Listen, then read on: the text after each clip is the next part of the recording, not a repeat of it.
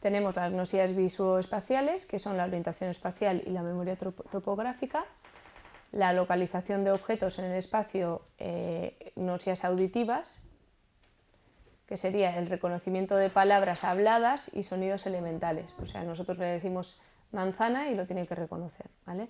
Estaría la agnosia y luego la agnosia corporal o somatognosia. Entonces, esto sería la identificación de tu propio cuerpo, ¿vale? En este caso tenemos la autotopognosia, que es el reconocimiento de las partes del cuerpo, la hemiasomatognosia, que es el reconocimiento de un hemicuerpo propio y su funcionalidad, y la anosognosia, que sería el desconocimiento, ¿vale?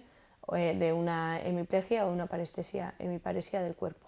Entonces, en este caso, por ejemplo, si hay un paciente que tiene alterada la autotopognosia, pues podemos encontrarnos un paciente que se choca contra las paredes cuando intenta pasar por una puerta. Si no reconoce, por ejemplo, su brazo derecho, nunca va a calcular el espacio del brazo derecho para entrar en una habitación. Entonces, muchas veces se va a chocar contra las puertas o va a tener cosas de este tipo, ¿vale? Entonces, luego vamos a pasar al lenguaje. Entonces, dentro del lenguaje vamos a explicar un poquito algunas partes del cerebro para que se entienda algo mejor, ¿vale? Entonces, dentro del lenguaje tenemos la expresión oral. Entonces, tenemos el lenguaje espontáneo, que es el que surge durante la anamnesis. Tú le estás hablando, le estás preguntando y bueno, pues hay un lenguaje espontáneo que tienes que valorar. Está el lenguaje automático, que es la repetición de las palabras conocidas, como los días de la semana, por ejemplo. El lenguaje provocado, que es la denominación de objetos que se le muestran al paciente. El lenguaje elaborado, que son explicaciones o descripciones de frases o elementos.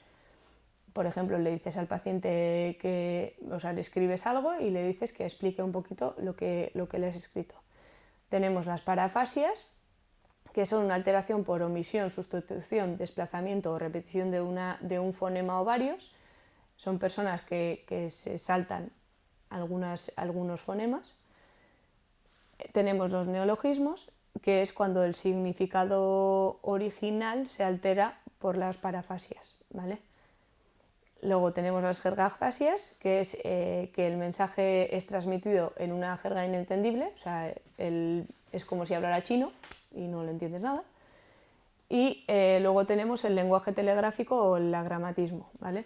Que es un lenguaje tosco con uso de verbos infinitivos y sin artículos, es como si hablara en indio, ¿vale? O sea, un lenguaje muy básico. Entonces, vamos a explicar un poco dos áreas que tenemos en el cerebro, porque a nosotros nos parece algo súper normal que tú puedas leer algo y contestar, o que puedas ver algo y entenderlo, pero para eso hay que entender que las conexiones que hay en el cerebro, ¿vale? Entonces, en el cerebro tenemos dos áreas que se llaman el área de Broca y el área de Wernicke. Entonces, en el área de Broca, que está en el lóbulo frontal, que vemos ese de rosita, es el que da la capacidad para hablar, ¿vale?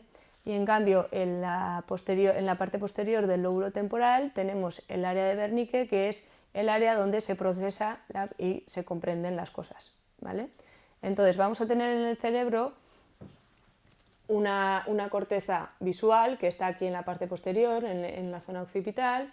Tenemos una corteza temporal o auditiva, que está en esta parte, y luego tenemos la motora y la verbal o la intelectual, que se diga, ¿vale? En la frontal.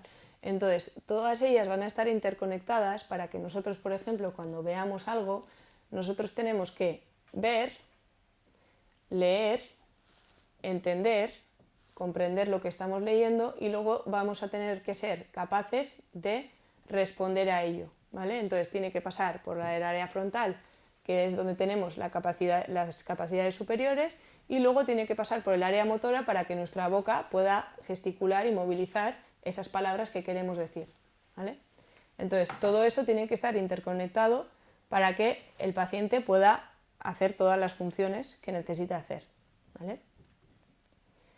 Entonces, pues un ejemplo, por ejemplo, que os he puesto antes de coger una manzana y saber que es una manzana, nosotros tenemos que cogerla, sentirla, de ese sentimiento, de esa sensibilidad, tenemos que mandar esa información a la corteza cerebral motora, ella tiene que procesarlo, tiene que llegar hasta los ganglios, bueno, hasta una zona en el centro donde se procesa nuestra memoria de tacto, y luego tenemos que mandarlo por vía motora también, nuestras palabras de manzana a la boca para poder gesticularlo, ¿no? Decirlo.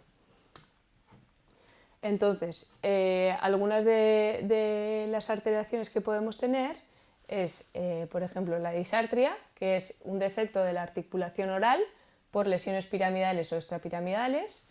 Podemos tener una anartria, que es una alteración de locución o habla que se origina por un problema motor articular. Una disprosodia, que es que el paciente habla con un tono extraño, ¿vale? Una aprosodia, que es un lenguaje monótono y sin variante lingüística o emocional. Es un paciente que habla así todo el rato sin variar su tono de voz ni expresión, ¿vale? Es algo muy monótono. Luego tenemos la afasia, que sería la pérdida de habilidades lingüísticas adquiridas por una lesión. O sea, es un paciente que no sabe hablar, que no puede hablar porque ha perdido su capacidad, ¿vale? Tenemos la palilalia, que se llama así, bueno, es una repetición de la última sílaba de una palabra o una última palabra de una frase, pues eso, repetida. Y entonces, la comprensión oral, lo que se estudia por pruebas de designación, o sea, lo que se hace es, el paciente señala o elige objetos, entonces se le dan una ejecución, o sea, unas órdenes, y la repetición del lenguaje. Uy, me he liado.